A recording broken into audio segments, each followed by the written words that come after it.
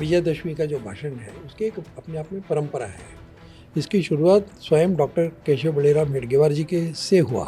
देश के सामने कौन सी चुनौतियां हैं, आज तक के हमारी उपलब्धियां क्या हैं, आगे चलकर इन चुनौतियों को सामना करके संघ के स्वयंसेवकों को और अन्य नागरिकों को भी देश के सामने क्या करना चाहिए।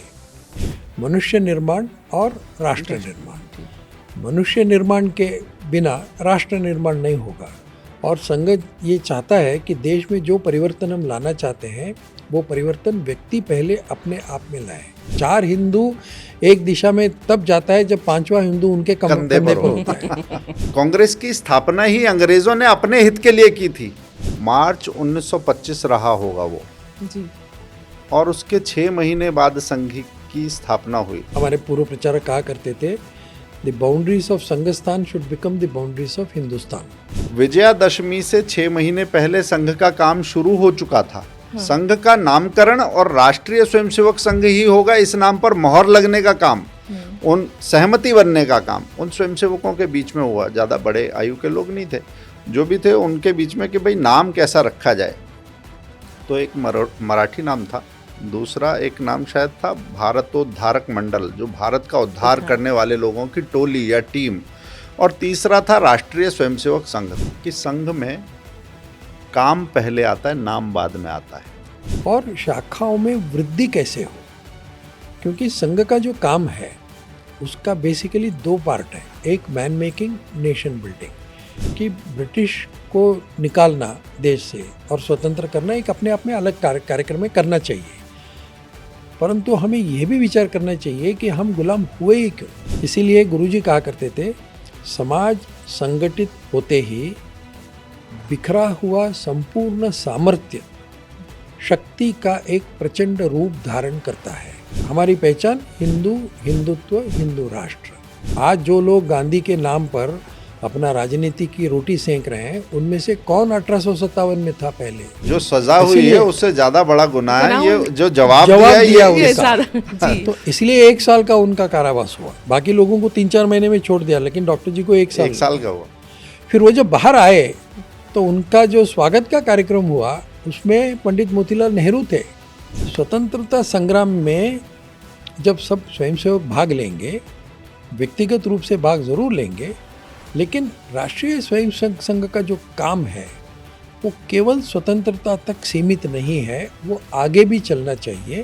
तो अपने महापुरुषों को देखना, खंड खंड दृष्टि से देखना, खंड खंड टुकड़े टुकड़े दृष्टि, वो वही है जो कहते हैं कि इस देश के टुकड़े होने चाहिए। 1906 का जो अधिवेशन है उसमें जो ध्वज लगा था, भगिनी निवेदिता ने वो ध्वज डिज़ाइन किया था, संकल्पना उनकी थी, भगवा ध्वज था। 1963 में जो परेड हुई है संघ की, उसमें करीब 3,500 स्वयंसेवक शामिल हुए। कौन उसमें से भगवा ध्वज लेकर गया है कि झंडा फहरा रहे, झंडा खुल नहीं रहा। एक लड़का आता है और वो 80 फुट के पोल पर चढ़ जाता है, ऊपर जाके गांठ खोलता है। फिर नेहरू जी के लिए ताली बजती है, उस लड़के के लिए ताली बजती है। नेहरू जी बोलते हैं कि इस लड़के का अभिनंदन करने के लिए अलग से कार्यक्रम करना चाहिए। तभी पीछे से कुछ लोग बोलते हैं ये लड़का जो है संघ का है, और नेहरू जी का एकदम से मन बदल जाता। नहीं फिर। नमस्कार, पांचजनी में आप सभी का बहुत बहुत स्वागत है। इस विशेष संवाद में आज हम बात करेंगे उस संगठन की जिसने 100 वर्ष पूरे कर लिए हैं। राष्ट्रीय स्वयंसेवक संघ के 100 वर्ष पूरे हो चुके हैं।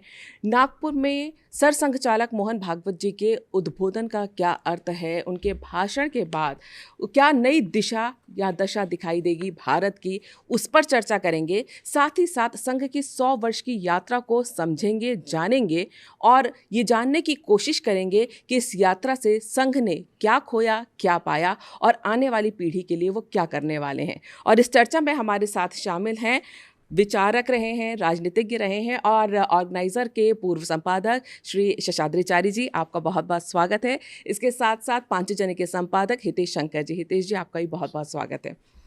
आज 100 वर्ष पूरे हो गए। सबसे पहले तो आपको बहुत बहुत बधाई इसकी, क्योंकि ये बहुत महत्वपूर्ण दिन है। 1925 से शुरू हुई यात्रा आज जब 2025 में पहुंची है और जिस तरह से संघ का ये 100 वर्ष मनाया गया है, ये तस्वीर 25 से लेके और पिछले 1925 से 2025 तक में जो बदली है, इस पर बात करने से पहले आज भागवत जी ने जो अपना भाषण दिया, जिस पर सबकी नज़र थी, सिर्फ देश ही नहीं दुनिया भर की नज़र उस भाषण पर रहती है जो विजयादशमी के दिन दिया जाता है स्थापना दिवस पर। आज उन्होंने कई चीज़ें ऐसी बोली हैं जिसको लेकर 100 वर्ष की बात तो नहीं, आज के भारत की भी बात हुई है, जिसमें टैरिफ की भी बात हुई है, आत्मनिर्भर बनने की भी बात हुई है, भारत के अंदर जो प्राकृतिक आपदाएं आती हैं उनके संरक्षण को लेकर भी बात हुई है, पड़ोसी देशों को लेकर बात हुई है, हर तरह की चर्चा उन्होंने की है। सबसे पहले उनके इस पूरे भाषण को, 100 वर्ष की इस यात्रा के बाद के इस महत्वपूर्ण भाषण को आप किस तरह से देखते हैं? देखिए, सरसंघ चालक जी का जो भाषण है, विजयदशमी का जो भाषण है, उसके एक अपने आप में परंपरा है। इसकी शुरुआत स्वयं डॉक्टर केशव बलिराम हेडगेवार जी के से हुआ। ऑफकोर्स 1925 में वो कोई भाषण नहीं देते थे, परंतु करीब करीब 1926-27 से ये काम शुरू हुआ। 1930 का संघ शिक्षा वर्ग में पहली बार भाषण की शुरुआत हुई। तो विजयादशमी के दिन सरसंघ चालक का उद्बोधन होना, ये वहाँ से वो परंपरा चल रही है और उस समय से लेकर आज तक अखंडित ये चल रहा है। एक भी वर्ष ऐसा नहीं हुआ कि जब सरसंघ चालक विजयादशमी के दिन नागपुर में नहीं रहे, क्योंकि नागपुर से शुरुआत हुई, नागपुर में विजयादशमी का भाषण होता है। ये बहुत बड़ा विशेष, इसका एक महत्व भी है। इसका कारण यह है कि विजयादशमी के दिन संघ की शुरुआत हुई। हालांकि एग्जैक्टली विजयादशमी के दिन शुरुआत नहीं हुई, संघ का जो एक कार्यक्रम था वो 1925 से पहले ही शुरू हो चुका था। फिर भी हम विजयादशमी 1925 के दिन इसकी ऑफिशियली एक नाम औपचारिक दृष्टि से शुरू हुआ। इसलिए वास्तव में देखा जाए तो संघ प्रॉबेबली, अगर कहा जाए तो 100 plus a few days, 100 years plus a few days ऐसा कहना पड़ेगा, क्योंकि इसका एक्सपेरिमेंट पहले हो चुका था। और विजयादशमी का जो भाषण है वो एक दृष्टि से देखा जाए तो इट इज़ अ पॉइंटर, वो समसामयिक विषयों पर चर्चा होती है। अब 1930 में जो उस समय के विषय हो रहे होंगे वो हुआ, 1940 में आखिरी भाषण हुआ डॉक्टर हेडगेवार का, और उसके बाद ये परंपरा चली परम पूजनीय श्री गुरु जी के समय में। और उस समय जो तत्कालीन विषय होते थे समाज के सामने, देश के सामने, दुनिया के सामने, और जिन विषयों से हमारा ताल्लुक़ होता था, संपर्क होता था, संबंध होता था, संघ का होता था, संघ के स्वयंसेवकों के लिए एक दिशा निर्देश की दृष्टि से ये कार्यक्रम, ये भाषण होते थे। तो आज का संदर्भ अगर आप देखेंगे, आज जो मोहन भागवत जी ने कहा है वो आज के संदर्भ में संघ के सामने ऐसी कौन सी चुनौतियां हैं, देश के सामने कौन सी चुनौतियां हैं, आज तक के हमारी उपलब्धियां क्या हैं, आगे चलकर इन चुनौतियों को सामना करके संघ के स्वयंसेवकों को और अन्य नागरिकों को भी देश के सामने क्या करना चाहिए, ये प्रक्रिया आज के भाषण में है। हितेश जी, अभी व्याख्यान माला में भी सरसंघ चालक जी ने काफ़ी चीज़ें देश के सामने रखी, कई अपने विचार रखे थे, संघ के विचार रखे थे।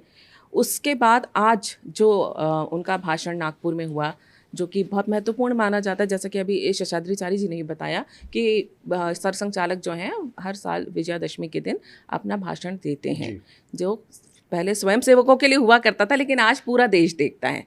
आज जो परिस्थितियां देश की चल रही हैं, उन्हें देखते हुए सरसंघ चालक जी के इस भाषण को आप कैसे देखेंगे? इसका विश्लेषण भी करेंगे, मगर चारी जी ने एक बहुत रोचक बिंदु की तरफ ध्यान दिलाया है कि शायद 100 years and a few days, शायद 100 साल से कुछ ऊपर। तो ये कुछ ऊपर कैसा है और कैसे राष्ट्रीय स्वयंसेवक संघ बना, ये जानना भी बहुत अपने आप में रोचक है, दिलचस्प है। शायद अगर मैं गलत नहीं हूँ तो मार्च 1925 रहा होगा वो जी, और उसके 6 महीने बाद संघ की स्थापना हुई। आज अगर कोई कैलेंडर देखेगा तो वो चौंक सकता है कि भाई हम तो दीपावली के पास हैं और विजयादशमी की बात है, तो ये इतना अंतर क्यों आ रहा है। उस समय विजयादशमी 1925 में 25 सितंबर की थी, 25 सितंबर थी। तो विजयादशमी से 6 महीने पहले संघ का काम शुरू हो चुका था। संघ का नामकरण और राष्ट्रीय स्वयंसेवक संघ ही होगा, इस नाम पर मोहर लगने का काम उन सहमति बनने का काम उन स्वयंसेवकों के बीच में हुआ। ज़्यादा बड़े आयु के लोग नहीं थे, जो भी थे उनके बीच में कि भाई नाम कैसा रखा जाए। तो एक मराठी नाम था, दूसरा एक नाम शायद था भारतोद्धारक मंडल, जो भारत का उद्धार करने वाले लोगों की टोली या टीम, और तीसरा था राष्ट्रीय स्वयंसेवक संघ। तो इस नाम को सबसे ज्यादा 25 वोट मिले थे। एक नाम जरी पटका था वो, हाँ जरी पटका था। तो वो सहज बाहर लोग नहीं समझते, इसलिए मैंने कहा मराठी नाम था। तो ये 3 नामों पर वोटिंग हुई, इस नाम को सबसे ज़्यादा वोट्स मिले, और उसके बाद ये तय हुआ कि इस नाम से काम होगा। मगर ये सारे इंसिडेंट को बताने का अर्थ एक और भी है कि संघ में काम पहले आता है, नाम बाद में आता है। नाम तो कुछ भी होता रहेगा, मगर काम क्या करना है, ये सब चीज़ें तय हो गई थी, व्यवस्था बन गई थी। और आज का जो सरसंघ चालक जी का उसी परंपरा में जो आज उद्बोधन है, उसमें देखता हूँ कि समग्रता से सारी चीज़ों का विश्लेषण भी है और समाधान की दिशा भी है। जब वो आरंभ करते हैं तो अपनी परंपरा में गुरु तेग बहादुर का ये 350वां वर्ष है।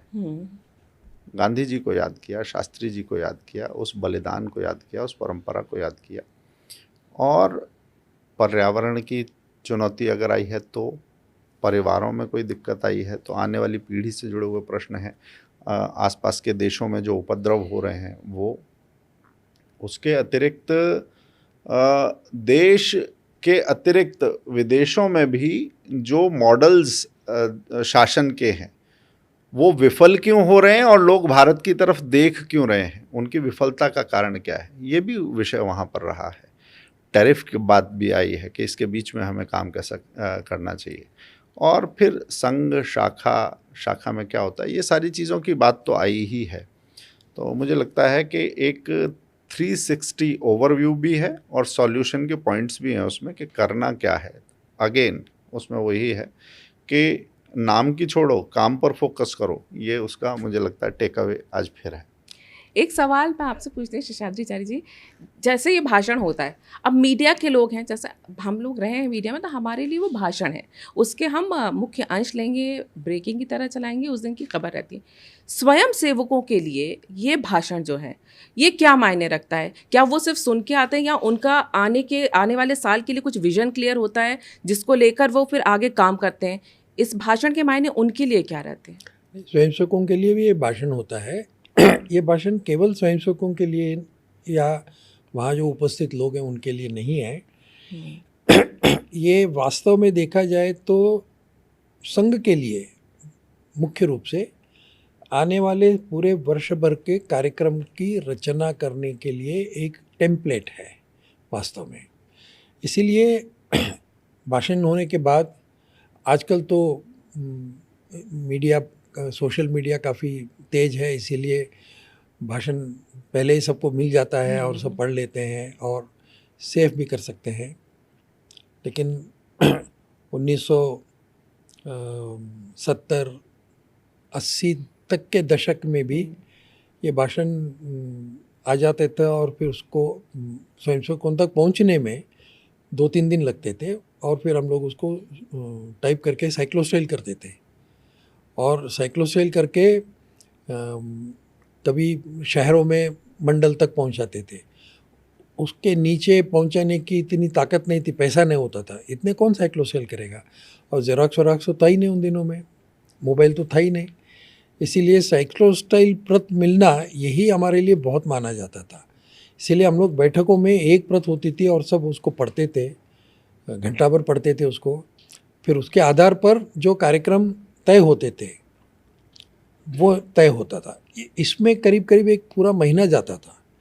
फिर प्रत्येक शाखा को करने लायक काम, प्रत्येक स्वयंसेवक को करने लायक काम, और उसके ऊपर के जितने स्तर है संघ का, तो उन सभी स्तरों में क्या क्या काम होना चाहिए और शाखाओं में वृद्धि कैसे हो। क्योंकि संघ का जो काम है उसका बेसिकली 2 पार्ट है, एक मैन मेकिंग, नेशन बिल्डिंग, मनुष्य निर्माण और राष्ट्र निर्माण। मनुष्य निर्माण के बिना राष्ट्र निर्माण नहीं होगा। और संघ ये चाहता है कि देश में जो परिवर्तन हम लाना चाहते हैं वो परिवर्तन व्यक्ति पहले अपने आप में लाए, व्यक्ति अपने आप में आदर्श बने। ये संघ का एक सबसे बेसिक बात है। तो इसके लिए क्या करना चाहिए? इसलिए रोज़ शाखा में जाना, शाखाओं की संख्या बढ़ाना और शाखाओं की जो एक जिसको हम एरिया ऑफ इन्फ्लुएंस कहते हैं, सरकमफ्रेंस ऑफ इन्फ्लुएंस कहते हैं, उसको बढ़ाना।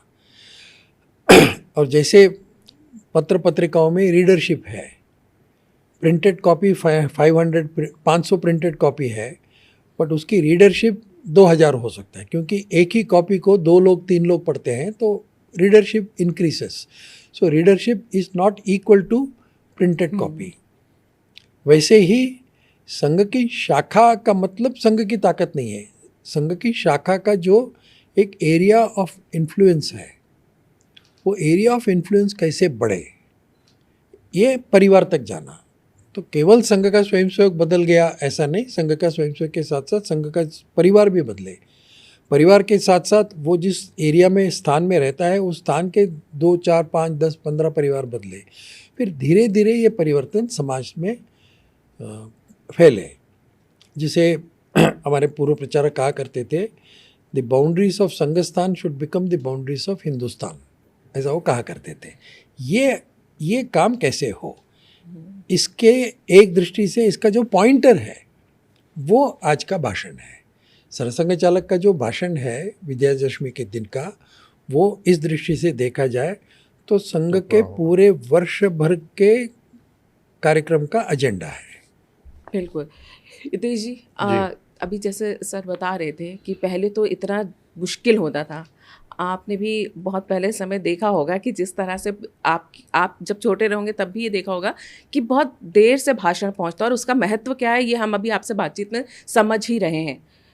कोऑर्डिनेशन कितना मुश्किल होता होगा। आज तो हम मोबाइल के ज़रिए, व्हाट्सएप के ज़रिए या सोशल मीडिया के ज़रिए चीज़ें बहुत तेज़ी से पहुंच जाती हैं, लेकिन जिस तरह आप बता रहे हैं शेषाद्रिचारी जी कि एक प्रति पहुंचती थी, उसको पढ़ के सुनाया जाता था, लेकिन साथ ही साथ उसमें जो लिखा है उसका कोऑर्डिनेशन बड़े लेवल पे करना, वो ये कैसे होता था? देखिए, जो संघ और उसकी शाखा को नहीं जानता ना, वो इसकी विलक्षणता को भी नहीं जानता। काम बड़ा लग सकता है, मगर हर हिस्सा जिसको जो काम करना है वो करते हैं, तो बहुत तेज़ी से भी ये काम हो जाता है।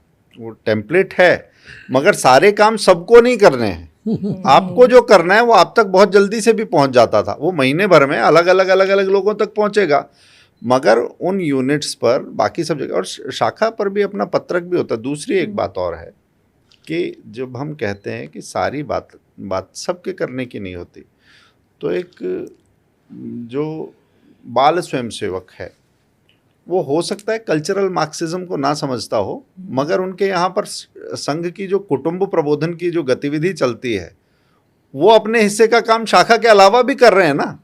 तो ये कोऑर्डिनेशन मुश्किल नहीं है, संघ मुश्किल नहीं है, संघ कोई भूल भुलैया नहीं है, मगर वो तब तक नहीं है जब तक आप उसके पास आके उसको देखते नहीं हो। तब तक तो आपको ऐसा लग सकता है कि पता नहीं कैसे होता होगा। संघ को समझना है तो संघ के पास आना पड़ेगा।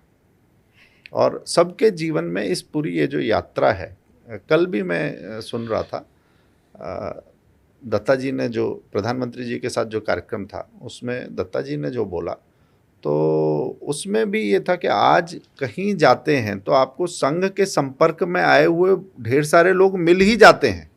हर दिन मिल जाते हैं, बस में मिल जाते हैं, ट्रेन में मिल जाते हैं, फ्लाइट में मिल जाते हैं, देश में मिल जाते हैं, विदेश में मिल जाते हैं।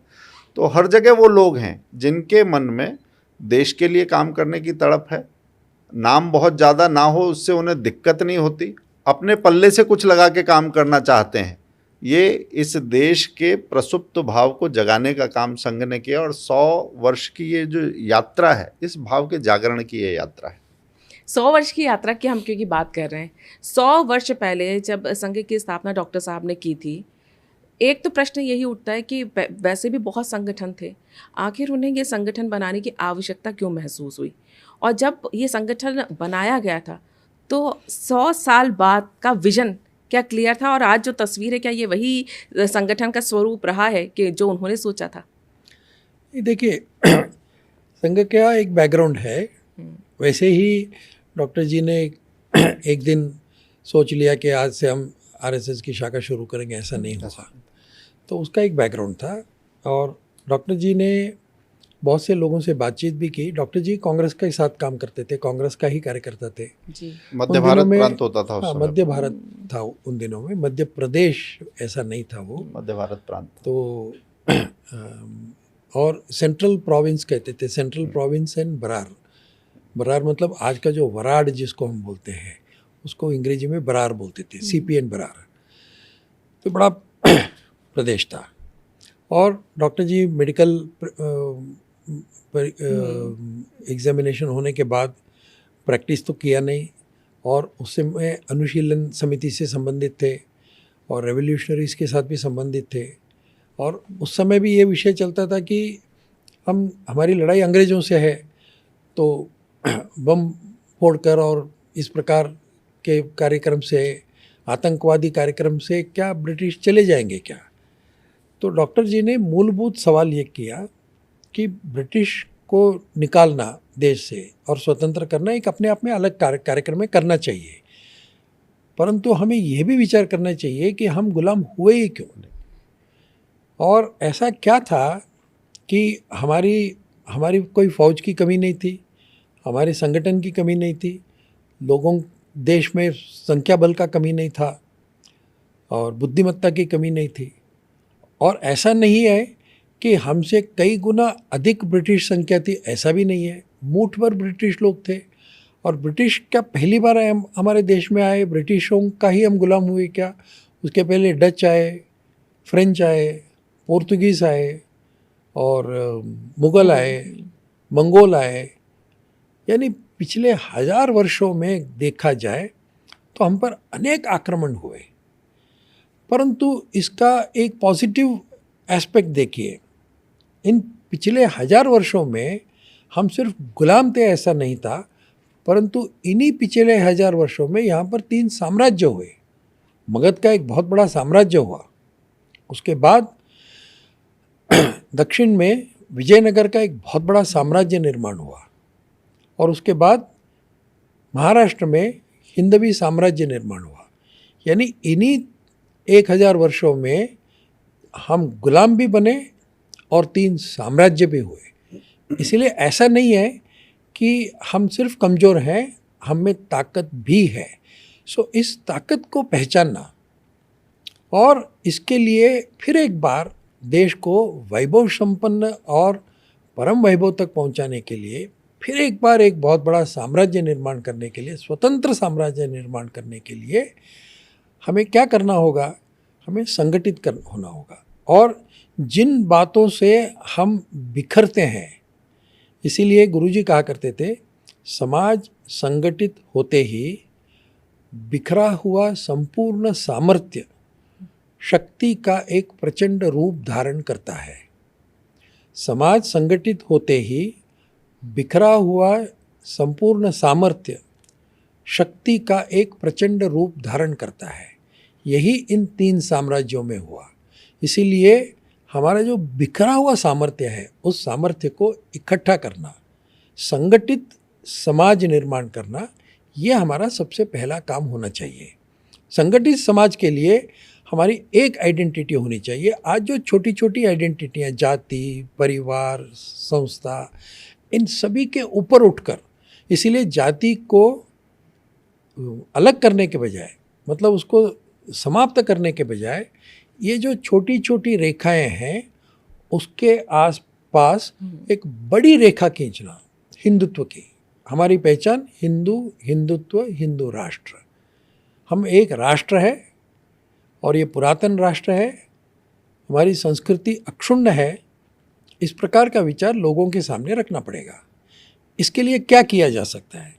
इसके लिए इस विचार के वाहक के रूप में हमें लोग तैयार करने पड़ेंगे। तो लोग कैसे तैयार होंगे? लोग शाखा से तैयार होंगे। इसीलिए एक छोटा सा मंत्र, संगठन ये छोटा मंत्र, और शाखा ये तंत्र, ये डॉक्टर जी ने 1925 में शुरू किया।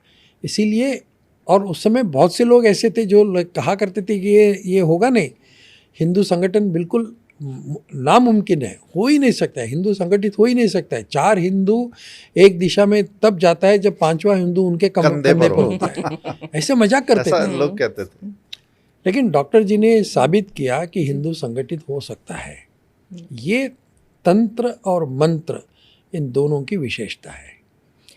तो हिंदू संगठित हो सकता है, लेकिन बहुत आश्चर्य की बात ये होती है, अभी भी जैसे हम सर संचालक जी से बात करें या हम संघ के किसी भी अधिकारी से या किसी स्वयं सेवक से भी बात करें, वो ये कहता है शाखा में आए बिना संघ को समझा नहीं जा सकता।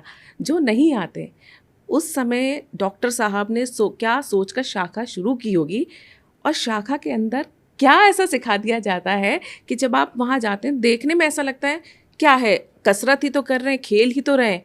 उसमें ऐसी क्या चीज़ होती है जो व्यक्ति निर्माण कर देती है? देखिए, ऐसा है कि ये प्रश्न बहुत सीधा सा है और कुछ लोगों को लग सकता है कि कच्चा है, पक्का है, इस प्रश्न से क्या उत्तर मिलेगा। मगर इस प्रश्न ने जब ये डॉक्टर साहब के मन में कौंधा होगा तो पूरी 1 सदी के प्रश्नों का उत्तर इसी प्रश्न ने दिया है। मैं इसलिए ये कहता हूँ कि डॉक्टर हेडगेवार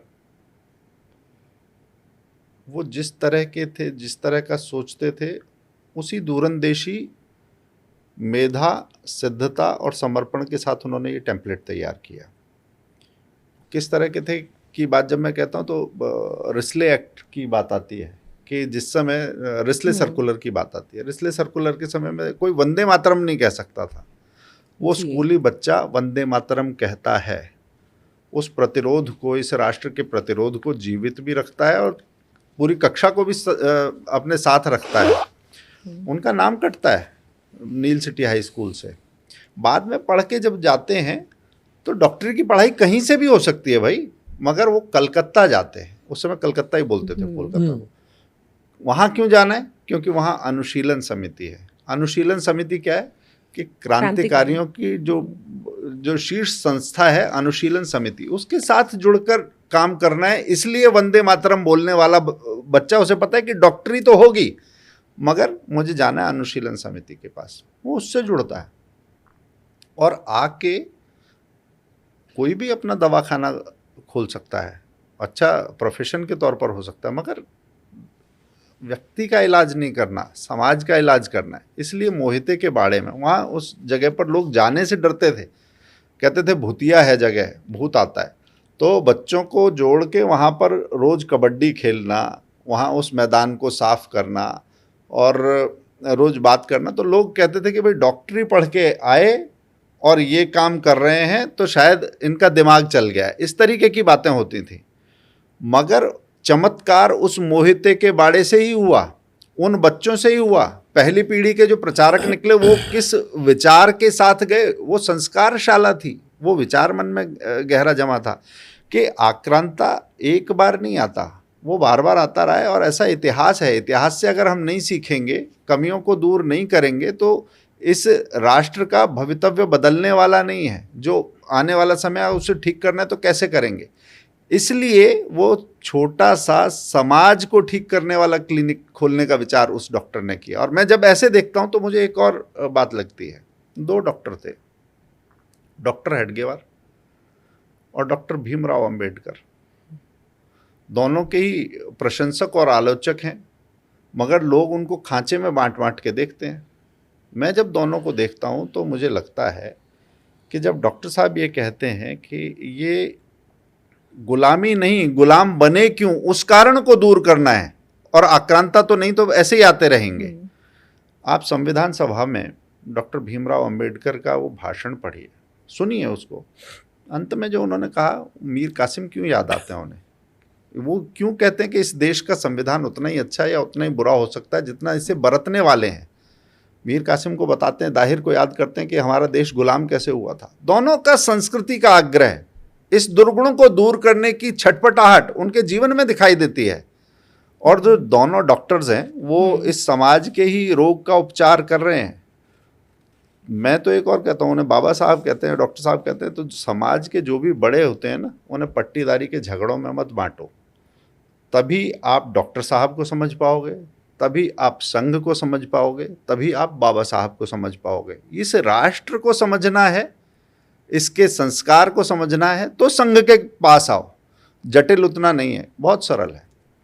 संघ की 100 वर्ष की यात्रा अगर हम बात करें, अभी जैसे सरसंघ चालक जी ने भी उस दिन व्याख्यानमाला में बोला था कि आज परिस्थितियां अनुकूल हैं, लेकिन संघ के 100 वर्ष की यात्रा में प्रतिकूल परिस्थितियों का भाग बहुत ज़्यादा है। और जिसमें अगर हम संघ का आज योगदान हम बात करते हैं तो कई उसमें विवाद भी हैं, और विवादों की शुरुआत संघ के निर्माण के कुछ समय बाद से ही शुरू होती है। जैसे कि लगातार आलोचक ये बोलते रहे कि स्वतंत्रता संग्राम में संघ का कोई योगदान नहीं था। इसे आप क्या कहेंगे इस पे? नहीं, देखिए, स्वतंत्रता संग्राम के बारे में विचार अगर करना है तो हमें 2-3 बातों को पहले विश्लेषण करना पड़ेगा। आप स्वतंत्रता संग्राम किसको कहते हैं? हमारी जो अंग्रेजों के खिलाफ जो लड़ाई शुरू हुई, क्या वही एकमात्र स्वतंत्रता संग्राम है? सबसे पहले 1000 वर्षों में हम पहली बार अंग्रेजों के गुलाम हुए क्या? स्वतंत्रता संग्राम कोई 1925 में शुरू नहीं हुआ, 1930 में नहीं हुआ, महात्मा गांधी के कारण नहीं हुआ। कांग्रेस की जो स्थापना है स्वतंत्रता संग्राम में, जिस कांग्रेस का सबसे बड़ा योगदान मानते हैं, उस कांग्रेस की स्थापना भी अंग्रेजों ने ही किया ना। तो 1857 को हम क्या कहेंगे? 1857 में सबसे पहला स्वतंत्रता संग्राम हुआ जिसका सावरकर जी ने उल्लेख किया, the first war of independence. तो उस समय कांग्रेस कहाँ पर था? गांधी जी कहाँ पर थे? कौन थे उस समय? आज जो लोग गांधी के नाम पर अपना राजनीति की रोटी सेंक रहे हैं, उनमें से कौन 1857 में था पहले? इसलिए स्वतंत्रता संग्राम मतलब क्या है, इसकी पहले विवेचना होनी चाहिए। केवल अंग्रेजों से लड़ना ये स्वतंत्रता संग्राम नहीं है, पहली बात। दूसरी बात, राष्ट्रीय स्वयंसेवक संघ की शुरुआत 1925 में हुई। उसके पहले से डॉक्टर हेडगेवार कांग्रेस से जुड़े थे। गांधी जी ने जो जो बातें कही, उन सभी बातों का उन्होंने कार्यान्वयन किया, व्यक्तिगत रूप से और अपने मित्रों के जरिए। दूसरी बात। तीसरी बात, 1914 में लोकमान्य तिलक जी ने कांग्रेस का नेतृत्व संभाला। 1917 में उसके बाद उनको कारावास हुआ, वो मांडले के जेल में चले गए। फिर मांडले के जेल से जब 17 में छूट कर आए, तब उन्होंने पुनश्च हरिओम ऐसा केसरी में एक संपादकीय लिखा। यानी पुनश्च हरिओम मतलब फिर नए सिरे से हमें शुरुआत करना पड़ेगा। तो वास्तव में देखा जाए तो 1857 के बाद 1917 ये दूसरे स्वतंत्रता संग्राम की शुरुआत है। लोकमान्य तिलक जी ने फिर से एक बार स्वराज्य की लड़ाई शुरू की, और उसके बाद 1920 में 1 अगस्त 1920 उनका देहावसान हुआ और कांग्रेस का नेतृत्व शून्य हो गया। इसीलिए कांग्रेस का कोई ना कोई नया नेतृत्व होना चाहिए। इस हेतु डॉक्टर हेडगेवार और डॉक्टर मुंजे ये दोनों पौंडीचेरी गए योगी श्री अरबिंदो से मिलने और उनको आग्रह करना कि आप फिर एक बार राजनीति में आ जाइए और कांग्रेस का आप दायित्व संभालिए, ये कहने के लिए। लेकिन उन्होंने मना कर दिया। उन्होंने कहा कि मैंने अपना रास्ता चुन लिया है और स्वतंत्रता संग्राम होगा, देश का भला होगा, लेकिन उसके पहले हमें समाज के बारे में सोचना होगा। जब तक समाज में परिवर्तन नहीं होता है, समाज का प्रत्येक व्यक्ति परिवर्तित नहीं होता है, तब तक हम स्वतंत्र नहीं होंगे, और अगर स्वतंत्र होंगे तो भी उसका अधिकार टिकेगा नहीं। इसीलिए हमें अलग सिरे से समाज का विचार करना पड़ेगा, ये योगी श्री अरविंदो ने कहा। और उसके बाद हिंदू महासभा की शुरुआत होती है डॉक्टर मुंजे की तरफ से, और राष्ट्रीय स्वयंसेवक संघ की शुरुआत होती है डॉक्टर हेडगेवार की तरफ से। तो ये काम वास्तव में देखा जाए तो it is a work in progress, एक कंटिन्यूटी है। इसलिए स्वतंत्रता संग्राम के बारे में जब ये प्रश्न उठाया जाता है कि आरएसएस ने क्या किया, हम तो पूछेंगे आज जितने लोग गांधी का नाम लेकर घूम रहे हैं, उनमें से कितने लोग 1925 में थे? कितने लोगों का परिवार 1925 में था? कितने लोग उस समय थे जो स्वतंत्रता संग्राम में लड़े? आज जिसको स्वतंत्रता संग्राम में आरएसएस ने कुछ नहीं किया, ऐसे कहने वाले जो लोग हैं, खास करके जो वामपंथी हैं, उन्होंने तो 1942 में गांधी का विरोध किया था, इसलिए उनका हक ही नहीं बनता है ऐसे प्रश्न पूछने का। एक बात। दूसरी बात, डॉक्टर जी 2 बार जेल गए, 1921 और 1930 में। 1921 में जब वो जेल से छूट कर आए, 1 वर्ष का कारागार हुआ, रिगरस इम्प्रिजमेंट हुआ, और वो जज जिसने उनकी बात सुनी तो उसने कहा कि इन्होंने जो स्लोगन्स दिए हैं, इन्होंने जो प्रत्युत्तर दिया है वो तो इनके ज्यादा खतरनाक कोर्ट के अंदर ज्यादा बड़ा गुनाह है। जो सजा हुई है उससे ज्यादा बड़ा गुनाह है ये जो जवाब दिया उसका। तो इसलिए 1 साल का उनका कारावास हुआ, बाकी लोगों को 3-4 महीने में छोड़ दिया, लेकिन डॉक्टर जी को 1 साल का हुआ। फिर वो जब बाहर आए तो उनका जो स्वागत का कार्यक्रम हुआ उसमें पंडित मोतीलाल नेहरू थे। और ये बड़ा दिलचस्प है, ये कार्यक्रम हुआ, यानी ये बात ध्यान में रखनी चाहिए। और इतना ही नहीं, परंतु 1917 में लखनऊ में पंडित जवाहरलाल नेहरू ने जो घोषणा किया स्वराज्य का उस समय, और कार्यक्रम दिया 9 साल पहले डॉक्टर साहब ने वो प्रस्ताव दिया था। परंतु डॉक्टर साहब ने कहा कि पहले मैंने पुराना प्रस्ताव है, लेकिन आज नए सिरे से कांग्रेस ने उस प्रस्ताव को स्वीकारा है, इसका अभिनंदन किया। और उन्होंने कहा कि सभी स्वयंसेवक अपने व्यक्तिगत तौर पर इन सभी कार्यक्रमों को लागू करने के पूरा प्रयत्न करेंगे, ये कहा उन्होंने। हाँ, एक ज़रूर डॉक्टर हेडगेवार ने कहा और किया भी कि स्वतंत्रता संग्राम में जब सब स्वयंसेवक भाग लेंगे, व्यक्तिगत रूप से भाग जरूर लेंगे, लेकिन राष्ट्रीय स्वयंसेवक संघ का जो काम है वो केवल स्वतंत्रता तक सीमित नहीं है, वो आगे भी चलना चाहिए। ये बहुत बड़ा काम है और मौलिक काम है, इसीलिए इस मौलिक काम को निर्विरोध चलते रहना चाहिए। इसीलिए संघ को उन्होंने इस सारे संग्राम से अलग रखा। और ये कोई नई बात नहीं है, ये कोई डॉक्टर हेडगेवार ही करते थे ऐसा नहीं है। आप देखिए महात्मा गांधी का जितने भी कार्यक्रम थे, उन सभी कार्यक्रमों में महात्मा गांधी क्या करते थे, कुछ लोगों को उस संग्राम से बाहर रखते थे। उन्होंने ठक्कर बप्पा को कहा कि आपको स्वतंत्रता संग्राम में कुछ नहीं करना है, आप जाइए और वनवासी क्षेत्र में काम करिए। और स्वतंत्रता संग्राम के कारण जिन लोगों को हानि होती थी, जिनका परिवार टूट जाता था, जिनका नौकरी छूट जाती थी, उन सबको ऐसे आश्रमों में वो भेजते थे। इसलिए उन्होंने वर्धा में जाकर कार्यक्रम शुरू किया।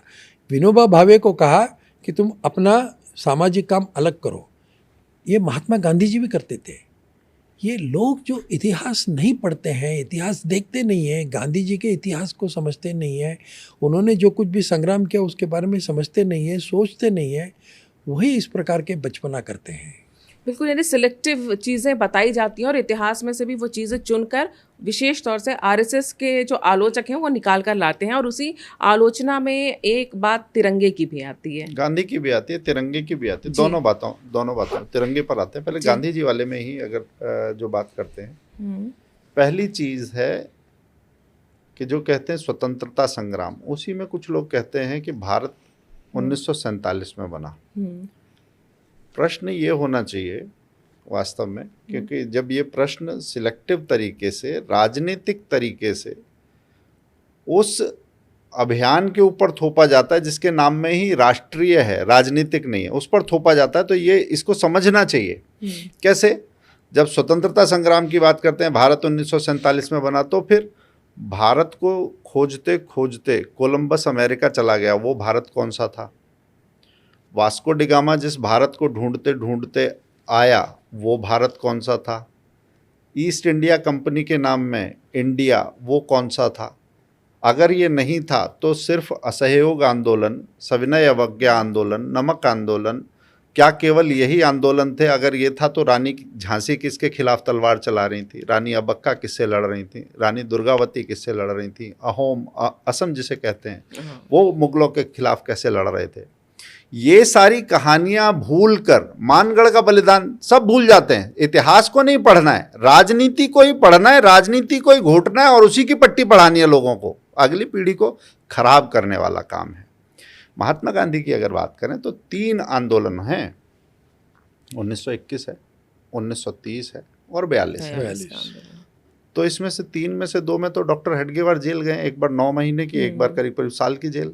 और जो बता रहे थे चारी जी, नागपुर के वेंकटेश सभागार में उनके छूटने के बाद अभिनंदन समारोह हुआ था। मोतीलाल नेहरू थे, हकीम अजमल खान थे, जो अजमल खान रोड, ये आज जो संघ का हेडक्वार्टर है उसके बराबर में अजमल खान रोड है। डॉक्टर हेडगेवार का अभिनंदन करने के लिए वो थे, विट्ठल भाई पटेल वहाँ पर थे।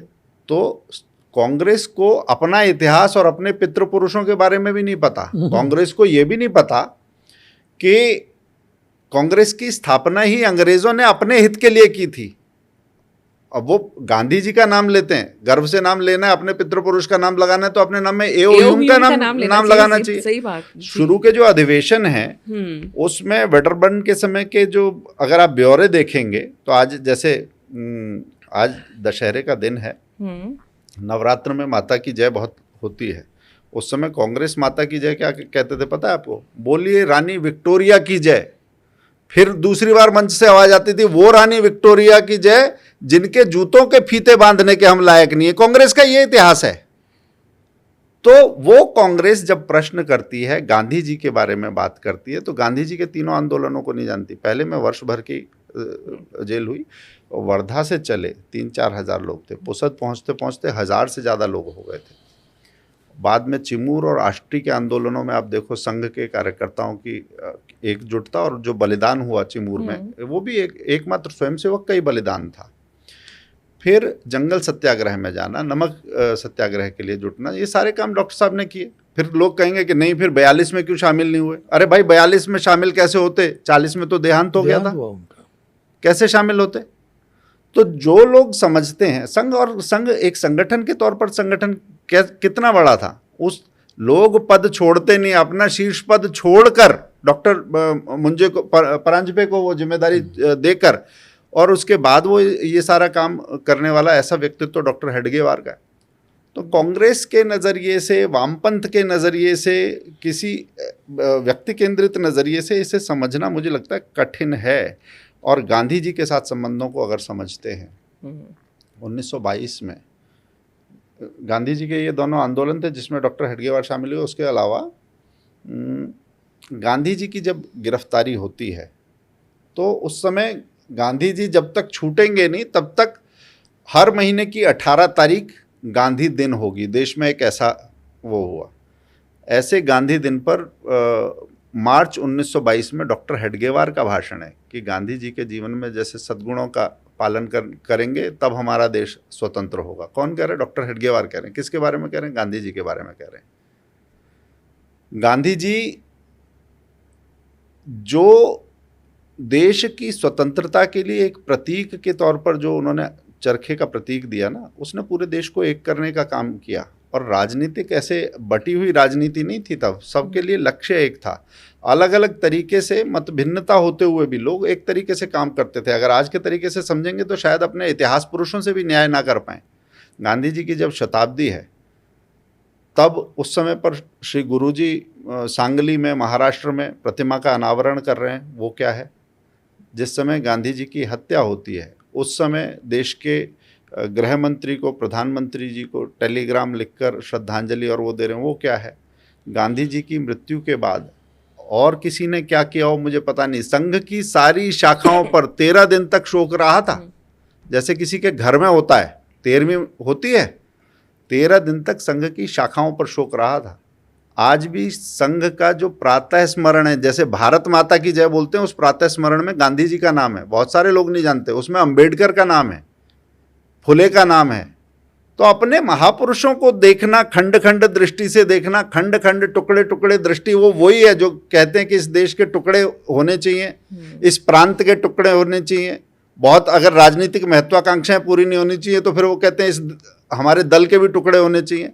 ऐसे परिवारों के भी टुकड़े हो रहे हैं जो भारत के टुकड़े टुकड़े करने का सपना देखते थे। मुझे लगता है ये खंडित दृष्टि से अखंड भारत के स्वप्न को, उसके संस्कार को, उसकी साधना को समझना कठिन है। जैसे अभी हितेश जी बता रहे हैं आचार्य जी की गांधी जी को तिरंगे की लेकर आपने एक बात की वो थी। हम आगे एक बार करते हैं, इसी से जुड़ा क्योंकि एक सवाल और है, इसके बाद हम तिरंगे वाली बात भी करेंगे। जो बात कर रहे हैं, क्योंकि संघ के ऊपर पहला प्रतिबंध ही गांधी जी की हत्या के बाद लगता है और काफ़ी कठिन काल रहा है। और गांधी जी को लेकर संघ की प्रार्थना में भी, जैसे हितेश जी बता रहे हैं, ये उनका नाम लिया जाता है, प्रातः स्मरण में लिया जाता है। 1934 में संघ की शाखा में गांधी जी गए भी थे। गांधी जी और संघ के रिश्तों को लेकर, यानी एक प्रतिबंध लगना जिनकी हत्या के आरोप को लेकर, और उस बीच में ये बात यहाँ बिठा देना इतिहास से कि उनके आपस के संबंध क्या थे, गांधी जी संघ के बारे में क्या सोचते थे, ये बातें कभी सामने नहीं आती हैं। क्या सोच थी गांधी जी की?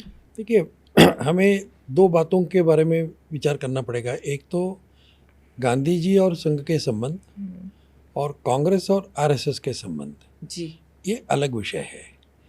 कांग्रेस यानी गांधी नहीं है। आरएसएस का कुल मिलाकर आरएसएस ने जो कुछ भी, संघ ने जो कुछ तय किया वो एक परम वैभव नेतृत्व तत्व राष्ट्रम की बात की, वैभवशाली राष्ट्र निर्माण करना, और ये इसका कोई टाइम फ्रेम नहीं है।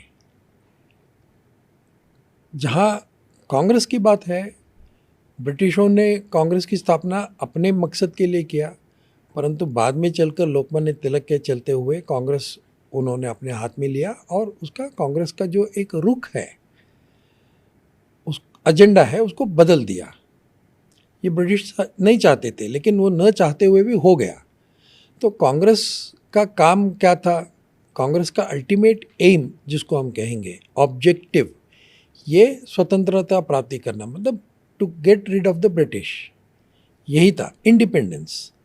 इसीलिए महात्मा गांधी ने कहा, इंडिपेंडेंस के बाद उन्होंने कहा कि अब कांग्रेस का काम समाप्त हो गया, कांग्रेस को समाप्त कर दीजिए, विसर्जित कर दीजिए, ये उन्होंने कहा। डॉक्टर जी ने भी कहा कि संघ के स्वयंसेवक भी स्वतंत्रता के लिए लड़ेंगे, परंतु स्वतंत्रता प्राप्त करना ही हमारा अंतिम ध्येय नहीं है, उसके आगे जाना है। इसीलिए संघ की कंटिन्यूटी आज भी है। कांग्रेस का मकसद पूरा हो गया, इसीलिए कांग्रेस की एक दृष्टि से देखा जाए तो 1947 में वो कांग्रेस जिसके साथ गांधी जी जुड़े थे, जिसके साथ लोकमान्य तिलक जुड़े थे, जिसके साथ डॉक्टर हेडगेवार जुड़े थे, वो कांग्रेस समाप्त हो गया। उसके बाद का जो कांग्रेस है वो एक पॉलिटिकल पार्टी है। Congress was not established as a political party, it was established as an NGO, non government organisation, और वो कांग्रेस नामक NGO 1947 में समाप्त हो गया। इसीलिए आज का जो कांग्रेस है उसको हम पिछले वाले कांग्रेस के साथ जोड़ के देखना, ये अपने आप में एक गलत धारणा है। ये बात हमें ध्यान रखनी चाहिए। गांधी जी स्वयं चाहते थे, जैसे हितेश जी ने डॉक्टर हेडगेवार और डॉक्टर अंबेडकर का उदाहरण दिया, वैसे गांधी जी भी चाहते थे। इन सब का निदान एक ही था। उस समय हिंदू समाज के सामने जो प्रश्न थे, जाति का प्रश्न था, अस्पृश्यता का प्रश्न था, छोटे छोटे हितों में हम लोग बटे हुए थे। इसके बारे में तीन लोगों ने यही सोचा, सभी लोगों ने यही सोचा कि इससे हम कैसे उबर सकते हैं। इसलिए महात्मा गांधी ने सोचा कि जाति को पूरी तरह से समाप्त कर दो। सावरकर ने भी यही सोचा, इसीलिए सावरकर ने रत्नागिरी में पतित पावन मंदिर खोला, यानी दलितों के लिए एक स्वतंत्र मंदिर एक ब्राह्मण शुरू करता है, और उसमें डॉक्टर बाबा साहब आम्बेडकर को प्रमुख अतिथि के नाम पर बुलाते हैं। ये स्वतंत्र वीर सावरकर ने किया। इसलिए उस समय का अगर हम इतिहास देखेंगे, समाज के बारे में सोचने वाले सभी लोग कांग्रेस से जुड़े थे, स्वतंत्रता संग्राम से जुड़े थे, अपना अपना स्वतंत्रता संग्राम का कार्यक्रम भी करते थे, परंतु समाज में सुधारना के लिए जो कुछ भी काम करना है वो भी करते थे, परंतु उनके तौर तरीके अलग थे। गांधी जी को लगा कि जो दलित है उसको अस्पृश्य कहना गलत है, दलित कहना गलत है, और वो सब भगवान के ही लोग हैं, जैसे हम हैं वैसे ही वो है, इसीलिए उनको हम हरिजन कहेंगे।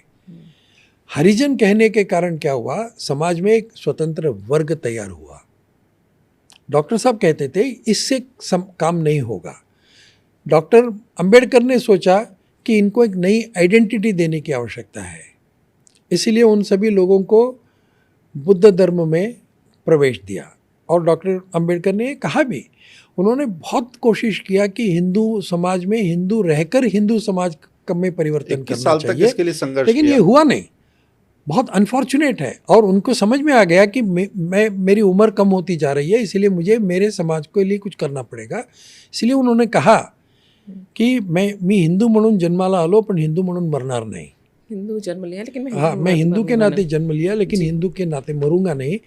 वो बुद्ध हुए, वो अलग बात है, उस पर हम चर्चा बाद में कर सकते हैं। लेकिन उन्होंने भी प्रयत्न यही किया। डॉक्टर हेडगेवार ने कहा कि आप जाति का निर्मूलन करने के लिए एक नई जाति पैदा नहीं कर सकते हैं, वो गलत होगा। और जाति की आइडेंटिटी के खिलाफ लड़ नहीं सकते हैं, उससे एक बड़ी लकीर खींचिए, बड़ी आइडेंटिटी दे दीजिए। ये काम हुआ। जब ये काम हो रहा था तो बहुत लोगों ने देखा, गांधी जी स्वयं आए, उन्होंने भी सोचा, उन्होंने भी देखा, उन्होंने भी अनुभव किया कि शाखा में आने वाला जो व्यक्ति है वो जाति का नाम ही नहीं ले रहा है। पूछा उन्होंने किस जाति को, उन्होंने कहा हम हिंदू हैं। उन्होंने कहा कि मैं अपने प्रयत्नों से जो काम नहीं कर सका वो डॉक्टर हेडगेवार ने शाखा के रूप में करके दिखाया, ये कहा उन्होंने। और इसी बात का उल्लेख आप देखेंगे कई वर्षों के बाद एक और बहुत बड़े प्रसिद्ध कम्युनिस्ट थे, मार्क्सिस्ट थे, फिर सोशलिस्ट हुए। उसके बाद बहुत बड़ा आंदोलन शुरू किया, उनका नाम था बाबू जयप्रकाश नारायण। जयप्रकाश नारायण जब आरएसएस की शाखा में आए तो उन्होंने वहाँ के स्वयंसेवकों को यही सवाल पूछा कि ये आपका गणवेश किसने दिया? तो उन्होंने कहा कि ये संघ का गणवेश है, लेकिन ये खरीदा मैंने अपने पैसे से। ये संघ का दंड है, लेकिन खरीदा मैंने अपने पैसे से। यानी अपने ही पैसे से मैंने जो कुछ भी किया, लेकिन वो मेरा नहीं है, वो संघ का है, समाज का है, देश का है, सबका है। और उन्होंने कहा कि संघ की शाखा एक ऐसी जगह है, ऐसा स्थान है जहाँ कोई अपनी जाति का परिचय नहीं देता है, देश का परिचय देता है, हिंदुत्व का परिचय देता है। ये बाबू जयप्रकाश नारायण ने कहा। ये एक बहुत बड़ा समाज में परिवर्तन ये संघ के शाखा के कारण हुआ। और जैसे हितेश जी ने बताया चरखा का उदाहरण, गांधी जी क्या करते थे? ठीक है, अंग्रेजों से लड़ना है ना, आपको क्या करना है? आपको कुछ नहीं करना है, एक चरखा चलाओ, एक चरखा तुम चलाओ। उस समय लोग मजाक भी करते थे कि लोग चरखा जोर जोर से घुमाते थे ताकि अंग्रेज एकदम मर जाए, ऐसा मजाक करते थे। अच्छा। यानी लोगों को ये कहा कि एक चरखा चलाने से हम अंग्रेजों से लड़ सकते हैं। यानी सर्वसाधारण व्यक्ति को भी स्वतंत्रता संग्राम से जोड़ने का एक तरीका चरखा बन गया। वैसे ही राष्ट्र निर्माण का बहुत बड़ा काम है, उसमें प्रत्येक व्यक्ति को जोड़ने का तरीका ये संघ की शाखा है। इसीलिए हम कहा करते हैं कि बाकी लोग खेलने के लिए इकट्ठा होते हैं, हम एकत्र आने के लिए, इकट्ठा होने के लिए खेलते हैं। ये फर्क है। बिल्कुल। और अब दूसरा जो विवाद, मैं तिरंगे की बात कर रही थी, तिरंगे को लेकर काफ़ी विवाद जो आलोचक संघ के हैं और विशेष तौर से वामपंथी जो हैं हमेशा इस बात को बढ़ा चढ़ा के रखने की कोशिश करते हैं कि संघ तिरंगे का अपमान करता था, तिरंगे को स्वीकार नहीं करता था। सच क्या है? जब आप ये पूछते हैं कि संघ तिरंगे से दूर क्यों है, तो आप नहीं पूछ रहे, मतलब आप जब सवाल उठाया जाता है, प्रश्न उठाया जाता है, जो सवाल उठाने वाले हैं और ख़ास तौर से स्वतंत्रता के परिप्रेक्ष्य में पूछते हैं, तो इस प्रश्न के उत्तर के साथ जुड़ा हुआ एक प्रश्न भी है, संघ किससे तिरंगे से दूर नहीं है, कैसे, वो तो बताएंगे, मगर पहले बताना चाहिए कि कांग्रेस से उसका भगवा ध्वज किसने छीना। आपको मालूम है कि कांग्रेस का 1906 का जो अधिवेशन है उसमें जो ध्वज लगा था, भगिनी निवेदिता ने वो ध्वज डिज़ाइन किया था, संकल्पना उनकी थी, भगवा ध्वज था, पीले रंग का, उस पर दधीची के जो आत्मोसर्ग से प्रेरित उस पर चिन्ह था, वज्र का चिन्ह। वो चिन्ह कांग्रेस के अधिवेशन में लगा था, सबने उसकी प्रशंसा की थी, बहुत सोच समझ के बनाया।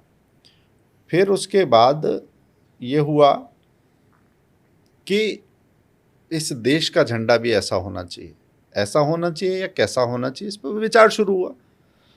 तो एक फ्लैग कमेटी, एक झंडा समिति या ध्वज समिति वो बनती है। उस ध्वज समिति में नेहरू जी थे, उस ध्वज समिति में मौलाना आज़ाद थे, पट्टाभी सीतारमैया उसके कन्वीनर थे, समन्वयक या संयोजक थे, मास्टर तारा सिंह भी उसमें थे। तो ये सारे लोगों के होने के बाद, बाबा साहब भी आपने बताया, ये सब लोगों के होने के बाद कि इस देश का ध्वज कैसा होना चाहिए, इस राष्ट्र का ध्वज कैसा होना चाहिए, वो बताना चाहिए कांग्रेस को कि नेहरू जी ने बताया था, मौलाना आज़ाद ने बताया था, मास्टर तारा सिंह ने बताया था कि इस देश का ध्वज भगवा ध्वज होना चाहिए। ये नेहरू जी वाली वो समिति लेकर आई थी, पट्टाभी सीतारमैया वाली वो समिति लाई थी, मगर वो लागू क्यों नहीं किया? क्योंकि एक पिंगली वेंकैया, आंध्र के एक सज्जन थे, उन्होंने एक ध्वज बनाया था जी। वो झंडा कमेटी का नहीं था, वो अलग से आया था। उसमें 2 रंग थे, हरा और शायद केसरिया या लाल, ऐसे 2 रंग थे। गांधी जी का कहना था कि इसमें एक सफ़ेद भी होना चाहिए। वहीं से वो सारी बात शुरू हुई थी कि मास्टर तारा सिंह ने कहा कि आप इसे संप्रदाय के आधार पर नहीं बांट सकते। फिर उसके बाद वो ध्वज समिति बनी थी जिसने ये बताया था। मगर वो सारी चीज़ें किनारे रख कर कि इस पर चरखा होगा, ऐसे होगा, वो सारी चीज़ें किनारे रख कर बाद में जो बना, और जो लोग कहते हैं संघ की दूरी नहीं है, कांग्रेस की भगवा से दूरी है। और जिस समय संविधान सभा ने ये ध्वज दिया 1947 में, जो संघ का मुख्यालय है वहाँ पर ये ध्वज फहराया गया। और आपको बताता हूँ दिलचस्प बात कि 1963 में जो परेड हुई है संघ की, उसमें करीब 3,500 स्वयंसेवक शामिल हुए। कौन उसमें से भगवा ध्वज लेकर गया है, कौन उसमें से संघ का ध्वज लेकर गया है? उनके हाथ में आयताकार झंडे हैं, ब्लैक एंड वाइट फोटो है इसलिए आप देख नहीं सकते, मगर पता है कि वो संघ का ध्वज नहीं है, वो इस देश का ध्वज है। वो कौन सा झंडा लेकर गए? राजपथ पर 3,500 लोगों के साथ और कौन शामिल हुआ है तिरंगा लेकर? कहाँ दूरी है? ये मन में दूरी है। संघ चालकों के, सरसंघ चालकों के ध्वज उत्तोलन के हर साल हम चित्र देखते हैं, और तिरंगे के लिए जान गंवाने वाले स्वयंसेवक मिल जाएंगे। मैं एक और बताता हूँ, एक बड़ा दिलचस्प किस्सा है जी। चारी जी मुझे दुरुस्त करेंगे अगर उसमें, शायद 34-36 के आसपास की बात है। सिंध शायद बरार वगैरह से जुड़ा हुआ था ये प्रांत, सिंध ना, सिंध मुंबई के साथ जुड़ा हुआ था। हाँ, मुंबई के साथ जुड़ा हुआ था। तो बॉम्बे प्रेसिडेंसी कहा करते थे। हाँ, बॉम्बे प्रेसिडेंसी। नेहरू जी का कार्यक्रम था, नेहरू जी ध्वज फहराने की बात आई तो राष्ट्रीय ध्वज फहरा रहे। 80 फुट का पोल है, उस पोल पर ऊपर झंडा अटक गया, झंडा नहीं खुल रहा है। 80 फुट के पोल पे आपको पता है कि नेता की हंसी उड़ने लग जाती है। आप फिल्मों में देखा होगा आपने कि झंडा फहरा रहे हैं, झंडा खुल नहीं रहा। एक लड़का आता है और वो 80 फुट के पोल पर चढ़ जाता है, ऊपर जाके गांठ खोलता है। फिर नेहरू जी के लिए ताली बजती है, उस लड़के के लिए ताली बजती है। नेहरू जी बोलते हैं कि इस लड़के का अभिनंदन करने के लिए अलग से कार्यक्रम करना चाहिए। तभी पीछे से कुछ लोग बोलते हैं कि ये लड़का जो है संघ का है। सम्मान किसका कर रहा है? उस ध्वज का, उस राष्ट्रीय प्रतीक का सम्मान करने के लिए। और नेहरू जी का एकदम से मन बदलता, नहीं, फिर सोचते हैं वो शायद किशन परदेसी उस लड़के का नाम है, मैं उसके और रेफरेंस दे दूंगा। किशन परदेसी वो लड़का था, महाराष्ट्र का लड़का है। तो तिरंगे के लिए इस राजपथ से लेकर और नेहरू जी के सम्मान की रक्षा के लिए और इस ध्वज के रक्षा के सम्मान के लिए संघ तो हमेशा साथ रहा है। जिनकी आंखों पे पर्दा पड़ा हो, उस पर्दे का कुछ नहीं कर सकते। देखिए, दूसरी बात ध्यान रखना चाहिए जी, जब 1931 में भी जब कमेटी बनी थी, फ्लैग कमेटी, उसके बाबू राजेंद्र प्रसाद अध्यक्ष थे और बाबा साहब अम्बेडकर भी उस समिति में थे। अब पुणे से जब बाबा साहब अम्बेडकर दिल्ली गए तो उस समय उनको मिलने के लिए पुणे के बहुत लोग गए, उसमें से हिंदू महासभा के भी लोग थे। तो उन सभी लोगों ने बाबा साहब अम्बेडकर को पूछा कि आपने क्या तय किया है। तो उन्होंने, बाबा साहब अम्बेडकर ने कहा कि आप लोगों का मैं सुझाव लेना चाहता हूँ, आप लोगों का सुझाव क्या है? तो सबका सुझाव भगवा ध्वज था। तब अम्बेडकर जी ने कहा कि देखिए हमारे आपके विचार कितने मिलते जुलते हैं। मैंने जो तय किया है ध्वज क्या होना चाहिए देश का, क्योंकि वो इम्प्लीमेंटेशन कमेटी के वो प्रमुख थे, तो उन्होंने अपने पॉकेट से एक भगवा ध्वज निकाला और वो सबको दिखाया। उन्होंने कहा कि मैं चाहता हूँ कि यही देश का ध्वज हो, और उसका उन्होंने कारण कहा कि भगवा जो है वो त्याग का प्रतीक है, और जितने लोगों ने आज तक इतने वर्षों से त्याग किया है देश के लिए, समाज के लिए, उनके प्रति श्रद्धा के रूप में हमें ये ध्वज स्वीकार करना चाहिए। और ये ध्वज कोई मेरा नहीं है या आपका ध्वज नहीं है, ये परंपरागत हमारा राष्ट्र का ध्वज है, देश का ध्वज है। यही ध्वज अर्जुन के रथ पर फहराता था। ये बाबा साहब अम्बेडकर कह रहे हैं, ये सब धनंजय कीर के किताब में लिखी हुई है। ये इसमें से कोई ऐसी चीज़ नहीं जो इतिहास में दर्ज नहीं है, लेकिन जिनको इतिहास पढ़ना नहीं है, राजनीति ही पढ़नी है, तो वो इस प्रकार के सवाल करेंगे, उसके लिए कोई जवाब हम दे ही नहीं सकते हैं। ये सवाल कई तरह के विवाद होते रहे हैं, जैसे 48 के बाद की हमने बात की, 75 में इमरजेंसी के दौरान भी संघ पर प्रतिबंध लगा था, भूमिगत रह के संघ ने काम किया। आपने तो देखा होगा, तब आप मैं जेल गए थे आप, इसीलिए मैं आपसे यही बोल रही हूँ कि आपका तो अनुभव है उस समय का कि संघ ने किन परिस्थितियों में काम किया, या बाबरी ढांचे के बाद भी जब संघ पे प्रतिबंध लगाया गया। ये पूरे आप 100 वर्ष में अगर आप देखें, आप पूर्व संपादक रहे, पत्रकार रहे, और आप तो संपादक हैं ही, पत्रकार भी हैं। संघ के साथ क्या आपको लगता है मीडिया कभी निष्पक्ष रहा है? ये जो मिथ है जो आज आगे आके बताने पड़ रहे हैं, ये कभी शायद होते ही नहीं अगर मीडिया में इस तरह की बातों का खंडन या निष्पक्ष पत्रकारिता के साथ संघ के बारे में छापा जाता। क्या आपको लगता है? और संघ ने कभी प्रचार की तरफ ध्यान नहीं दिया। प्रचार पे ध्यान ना देने तरफ ठीक है, लेकिन दुष्प्रचार को भी उन्होंने, ये कह सकते हैं कि नज़रअंदाज किया, तो क्या उसका खामियाजा भी भुगतना पड़ा? ये दोनों बातें हैं। एक तो संघ जो है, शुरू से संघ का एक रवैया ये रहा कि हम बहुत ज़्यादा पब्लिसिटी नहीं करेंगे। संघ के शुरू में जब संघ की स्थापना 1925 में और करीब 1938 तक संघ की जो प्रार्थना थी वो मराठी और हिंदी में, इसीलिए संघ की प्रार्थना, आज जो प्रार्थना है वो 1940 में स्वीकार किया गया, वो डॉक्टर जी के होते हुए स्वीकार किया गया, परंतु उसके पहले जो प्रार्थना थी वो मराठी और हिंदी दोनों, जय बजरंग बली की जय, ऐसा अंत में कहा करते थे। भारत माता की जय जब इससे करते हैं, वो उस समय भारत माता की जय और जय बजरंग बली की जय। ये बजरंग शब्द जो है उसका ओरिजिनल शब्द है वज्र अंग, इसीलिए उसको बजरंग कहते हैं। तो संघ की प्रार्थना में भी जय बजरंग बली की जय कहते थे। जब प्रार्थना हुई तो संघ का सबसे पहला प्रिंटेड लिटरेचर अगर देखा जाए तो संघ की प्रार्थना है। उसके पहले संघ के बारे में कोई किताब नहीं छापाया, पर्ची नहीं छपा, कुछ नहीं। और हम उस समय बहुत बड़े बड़े वो संघ के एक गाना भी होता था, वृत्तपत्र में नाम छपेगा, पहनेंगे स्वागत हार, कुछ ऐसा वो कब हमारी इच्छा है। यानी हम वृत्तपत्र में हमारा नाम ना छपे, छोड़ चलो ये क्षुद्र भावना, हाँ, ये यानी वृत्तपत्र में नाम छपने को क्षुद्र भावना कहते थे। आज छोटा भाव है, गलत बात है। आज हम स्वयं वृत्तपत्र चला रहे हैं, वो अलग बात है। फेम की चाह नहीं है, फेम की चाह नहीं है, कुछ नहीं करना चाहिए, वृत्तपत्र में नाम नहीं छपना चाहिए, प्रसिद्धि नहीं होना चाहिए, प्रसिद्धि परान्मुख संघ का कार्य, ये कहा करते थे। और जिनका नाम तक नहीं छपना चाहिए, यानी इमरजेंसी में हमें याद है, हम में से बहुत लोग इसीलिए बच गए क्योंकि समाज में किसी को पता ही नहीं था कि ये कौन है, हमारे प्रचारक का नाम ही पता नहीं था। यानी नाम उसका जो पोस्ट है वो प्रचारक, जो कभी प्रचार नहीं करना चाहिए वो प्रचारक, ये काम था उसका। तो दीनदयाल जी कहा करते थे कि हमें प्रचार नहीं करना चाहिए, इसीलिए हमें प्रचारक कहा गया है, इसीलिए वो कभी छपता नहीं था और कोई जानता ही नहीं था संघ का कार्यकर्ता कौन है, इसीलिए भी बहुत लोग बच गए इमरजेंसी में।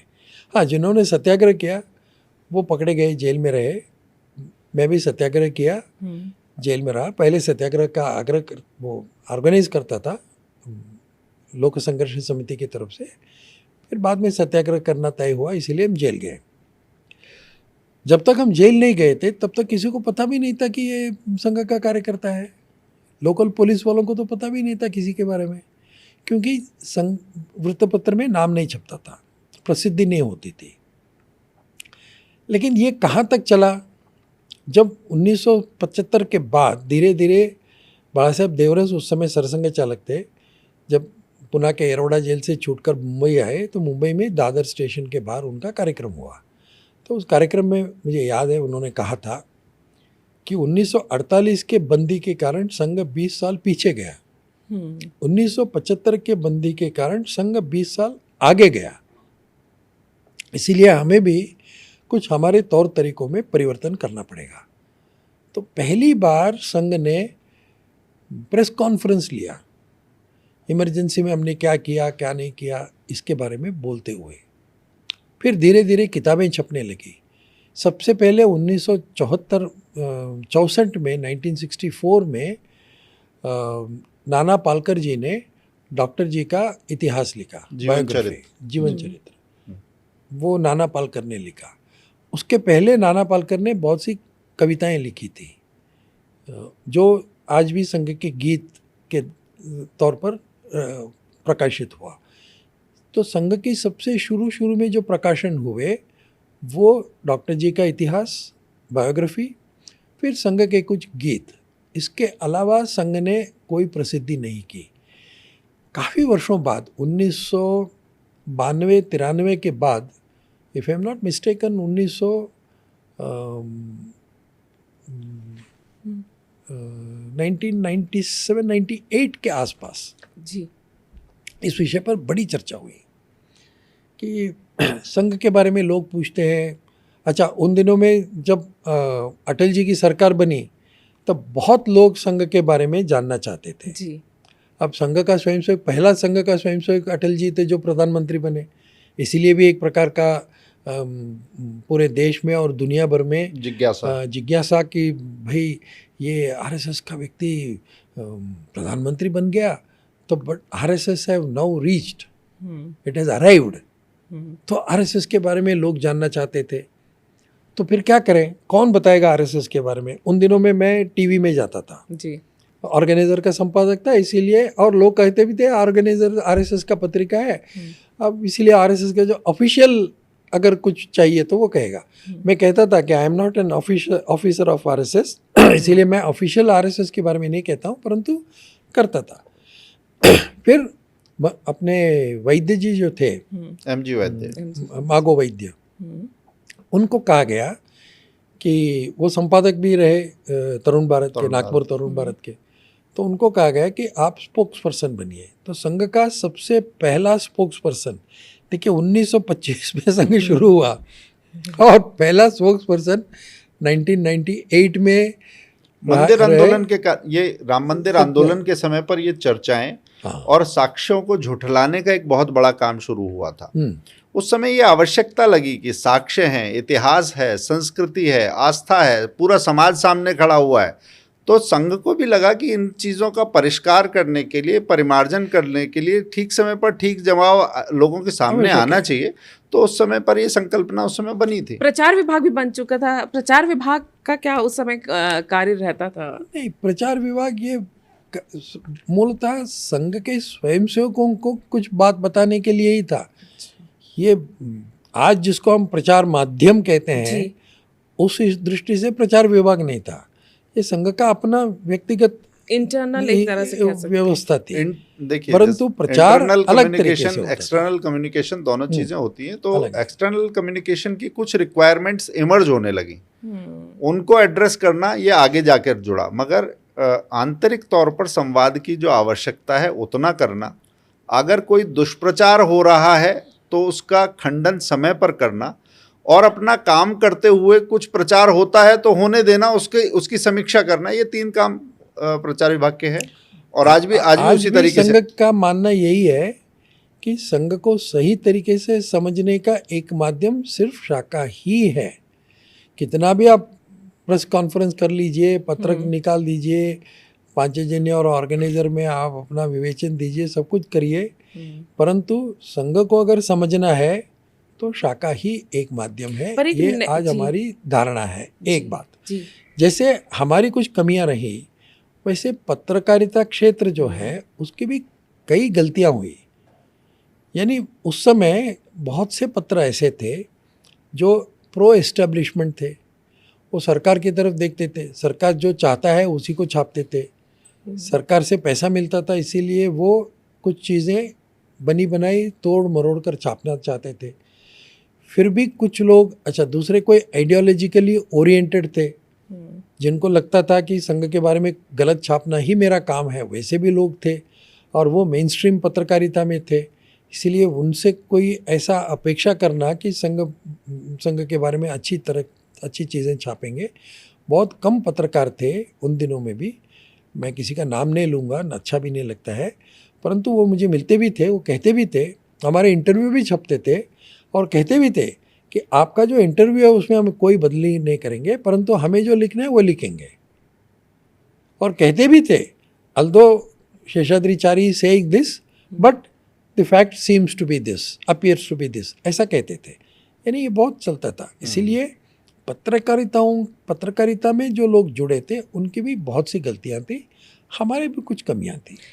खास तौर से अगर हम इंग्लिश मीडिया की बात करें तो वो उनका पक्ष जो है वो लेफ्ट की तरफ, या जो भी उस समय सत्ता में कांग्रेस अगर रहती थी उनकी तरफ झुकाव ज़्यादा रहता था। आपने जैसे बताया आप डिबेट में जाना शुरू करते, तब तो टेलीविज़न डिबेट्स शुरू ही हुए थे और आपने संघ का पक्ष रखना वहाँ पर शुरू किया था। आज जब ये बात करते हैं, जब ये कुतर्कों के साथ विपक्ष आता है या उनके प्रवक्ता आते हैं, तो वो ये आरोप लगाते हैं कि गोदी मीडिया है और ये हमें अपनी बात कहने नहीं देते, जबकि बात तर्कों पे होती है। जब आप उस समय जाते थे, जब सरकार कांग्रेस की थी या यूपीए की रही होगी, उस समय जो भेदभाव वहाँ पर भी देखने को मिलता था, कुछ ऐसा आपका कुछ अनुभव रहा है कि आपकी बात जो आप करना चाहते थे वो वहाँ पर नहीं रखी जाती थी, जो आज परिस्थितियाँ बदली हैं और तब की और अब की परिस्थितियों में अंतर? हमारी बात रखने नहीं देते थे ऐसा नहीं है, बात रखने के एक अलग अलग तरीके होते हैं और मेरा व्यक्तिगत अनुभव ऐसा नहीं है कि बात रखने को नहीं देते थे, काफ़ी मौका मिलता था, हम रखते भी थे, परंतु कन्विंसिंगली भी रखते थे। परंतु कुल मिलाकर उनका जो मीडिया का, कुछ मीडिया का, मैं इस शब्द से थोड़ा बहुत संकोच करता हूँ, कोट अनकोट लेफ्ट मीडिया जिसको हम कहते हैं, ये लेफ्ट मीडिया राइट मीडिया ऐसा कुछ होता नहीं है, ये व्यक्तिगत तौर पर होता है। मीडिया का अपना कुछ रंग नहीं है, मीडिया के साथ जुड़े हुए लोग अपना रंग मीडिया को देते हैं, ये दिक्कत होती है। हालांकि हम शुरू से ही कहा करते हैं, रज्जू भैया ने कोर्ट में भी एक बार कहा कि ये जो शब्द प्रयोग है संघ परिवार, ऐसा कोई शब्द प्रयोग है ही नहीं, देयर इज़ नथिंग लाइक संघ परिवार, ये रज्जू भैया ने कोर्ट में कहा है। दूसरी बात उन्होंने कहा, ऑर्गेनाइजर और पांचजन्य ये संघ के मुखपत्र, माउथ पीस नहीं है, वो अपने आप में स्वतंत्र है।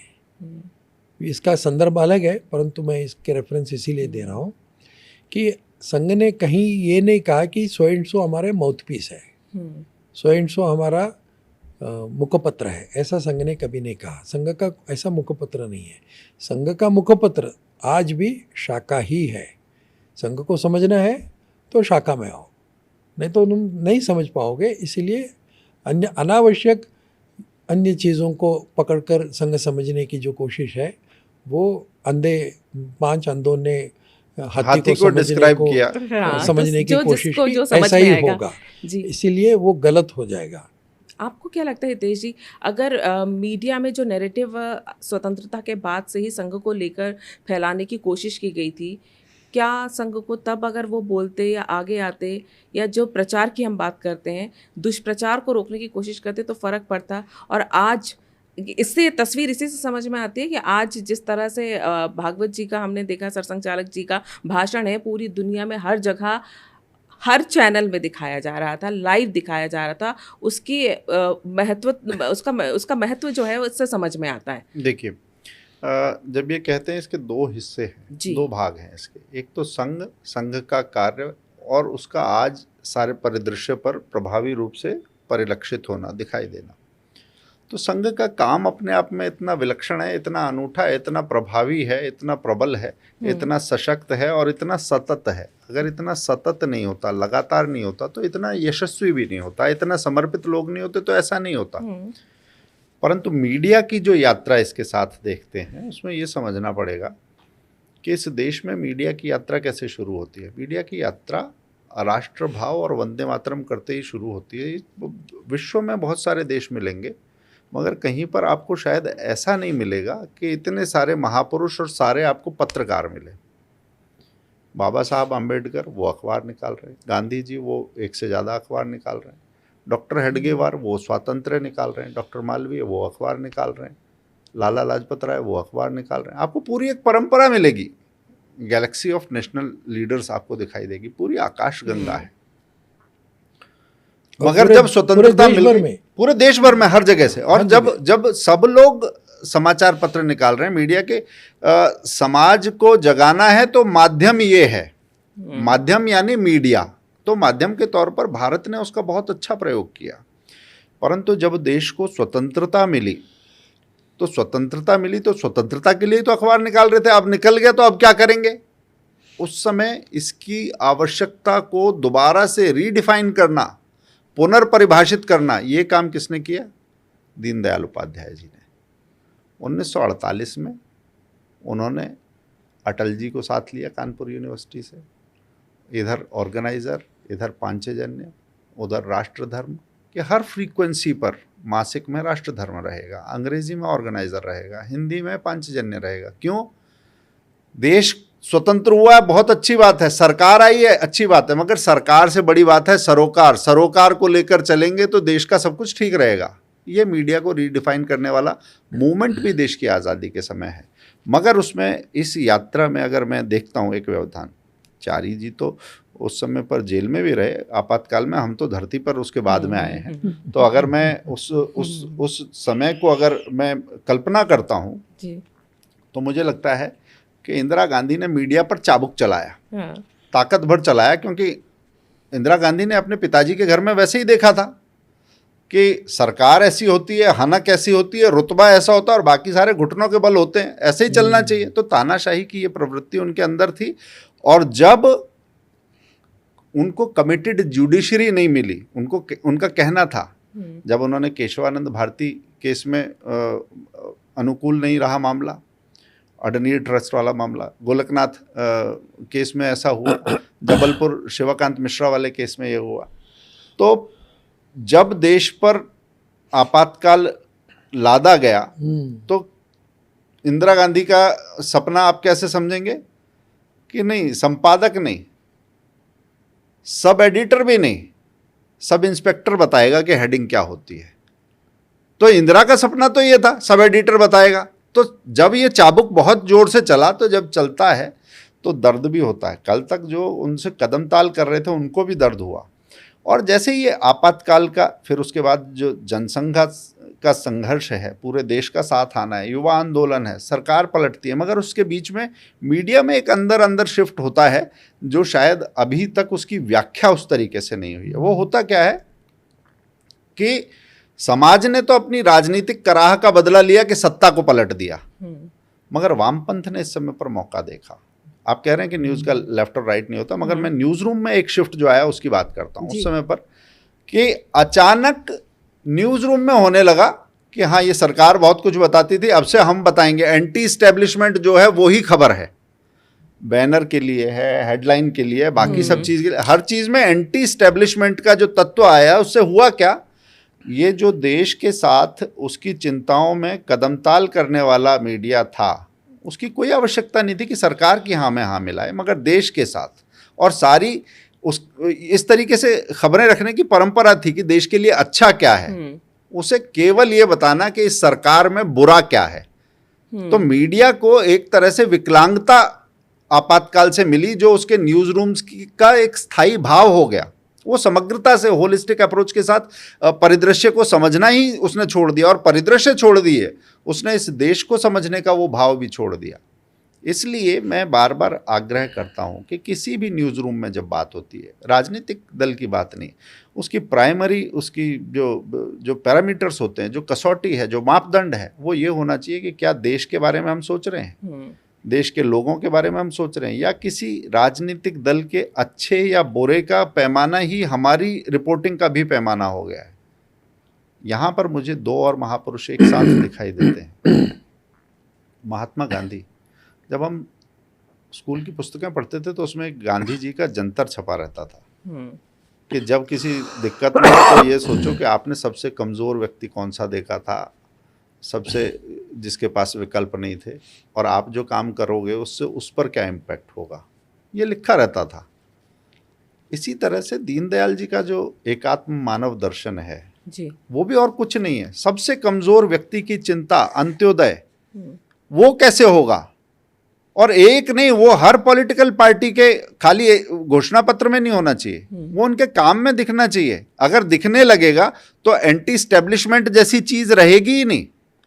इस देश के बारे में सोचेंगे, इस देश में सबसे कमजोर व्यक्ति के बारे में सोचेंगे तो सबसे मजबूत कोई भी दीवार उतनी होती है जितनी उसकी सबसे कमजोर ईंट होती है, क्योंकि उस ईंट पर चोट करने से वो पूरी दीवार ढह जाएगी। इसलिए इस सबसे कमज़ोर व्यक्ति के बारे में सोचना है। सरकार की कमज़ोरियाँ, ये सरकार का बखान नहीं, आपको समाज के बारे में सोचना होगा। यही मीडिया का गुणधर्म होना चाहिए। बिल्कुल, मीडिया का गुणधर्म जो भी रहा है, लेकिन एक चीज़ तो तय है कि मीडिया चाहे पक्ष में रही हो, चाहे आलोचक रही हो, संघ अपनी गति से अपने कार्य करता रहा है। और आज जो संघ का स्वरूप हम देख रहे हैं और जिस तरह से शाखाएं बढ़ी हैं, 39 देशों में संघ फैला हुआ है, ये बताता है कि जो आप खुद कह रहे हैं ना कि शाखा में आकर यानी संघ अपना कार्य करता रहेगा, आलोचनाएं होती रहें, योगदान उसका चलता रहेगा, और शायद इसी भाव के साथ संघ आगे बढ़ता रहे। ये अलग बात है, क्योंकि हमने मीडिया की बात की तो आज सोशल मीडिया भी है, मीडिया भी है, तो चीज़ें ज़्यादा बाहर आने लगी हैं। और जितना ज़्यादा युवा पीढ़ी तक ये बातें पहुँचेंगी जो पहले नहीं पहुँच पाती थी, उसके बावजूद संघ बढ़ता रहा। तो आज जब ये युवा पीढ़ी तक चीज़ें पहुँचेंगी, बातें पहुँचेंगी, तो उनका जुड़ाव और जो भ्रम संघ को लेकर उनके मन में बैठाए गए हैं, शायद वो भी दूर होंगे। आप दोनों ने आज ये जो बातचीत की, इससे निश्चित तौर पर उन लोगों को ज़रूर पता चलेगा कि संघ है क्या, और संघ की ये 100 वर्ष की यात्रा कितने उतार चढ़ाव भरी रही। आप यहाँ पर आए, आप दोनों ने हमसे बातचीत की, इसके लिए आपका बहुत बहुत धन्यवाद। अगर आपको ये वीडियो पसंद आया है तो इसे लाइक करें, शेयर करें और हमारे इस चैनल को सब्सक्राइब ज़रूर करें। नमस्कार।